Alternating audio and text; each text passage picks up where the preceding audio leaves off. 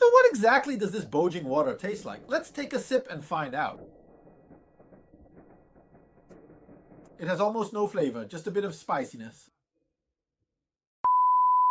It's pretty messy here, so just having a place to record videos is already quite good. Everyone, please don't complain about things not being on the same layer. I just checked, and it's true, they're not on the same layer.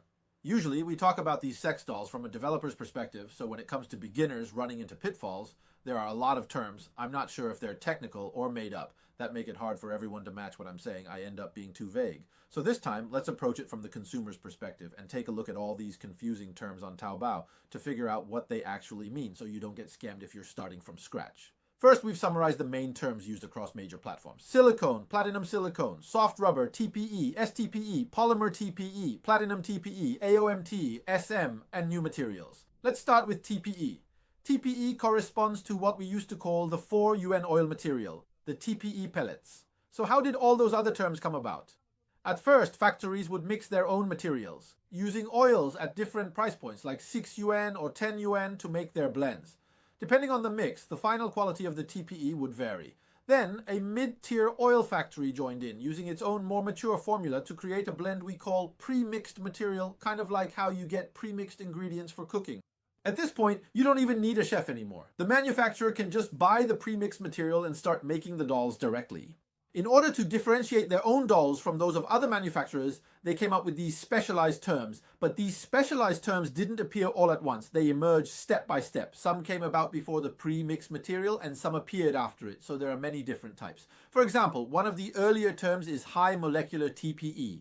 Actually, TPE material itself is a type of high molecular material. So there's really no distinction between high molecular and low molecular. But since high molecular has the word high in it, putting it on the product page makes it look different, as if their material is special.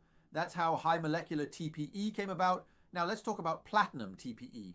The term platinum TPE originated because silicone manufacturers like to boast about their platinum silicone. In reality, all they did was switch the vulcanization process to a platinum catalyzed process. Almost nothing else changed.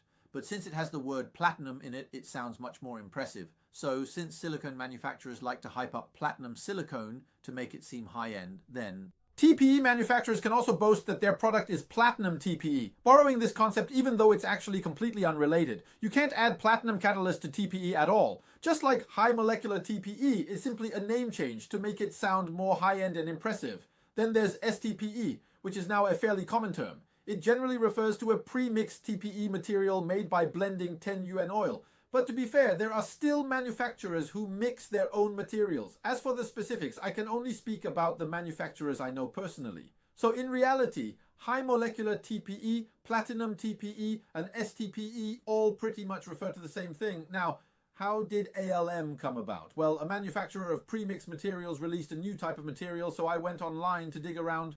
At that point, my supplier told me there was a new material called ALM, so I ended up confusing the two things. In reality, it's just a brand name. I'll put it here for reference. Later on, another small workshop of mine actually managed to buy this material, and when we looked at the product manual, we discovered it was called TSM.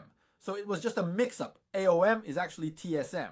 Now, what is this new material? The manufacturer of this pre-mixed material, or pre-prepared material, doesn't disclose what it actually is. So in many factories, it's simply referred to as new material. That's the general term everyone uses.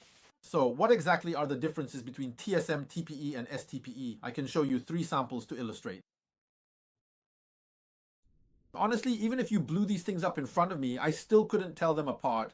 Overall, after sitting on the doll, TPE is relatively soft, STPE is more resilient, and TSM is as soft as TPE but has much better oil resistance than TPE.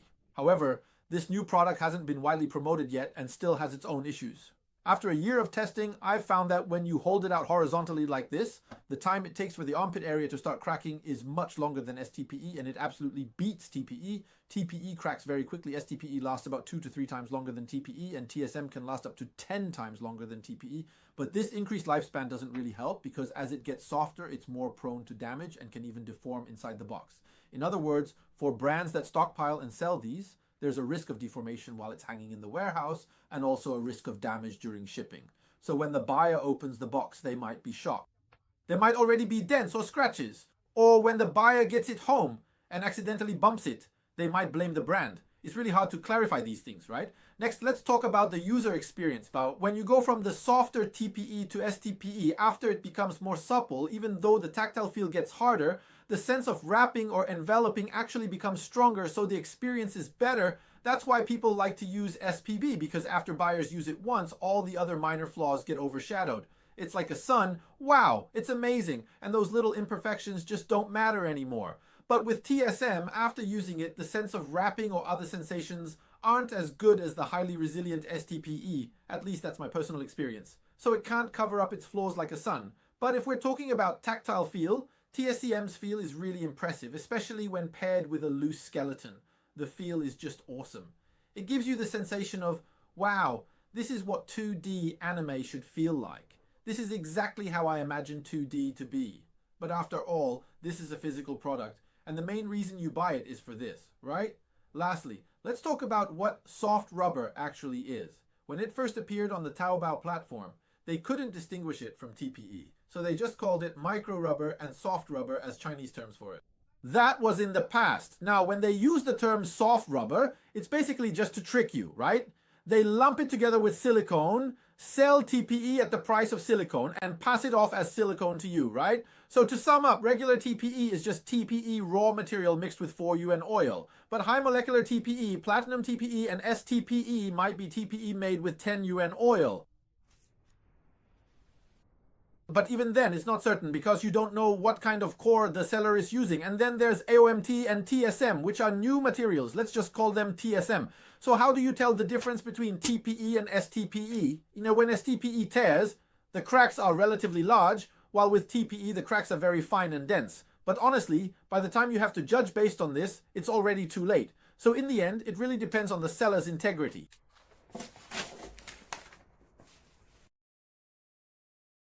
From what I can tell, it's probably just a lot of oil with a tiny bit, just a little bit of gold leaf dissolved in it, along with all sorts of other random materials. The smell of it is kind of similar to this bottle I have here, which is aviation kerosene used in cosmetics for moisture absorption.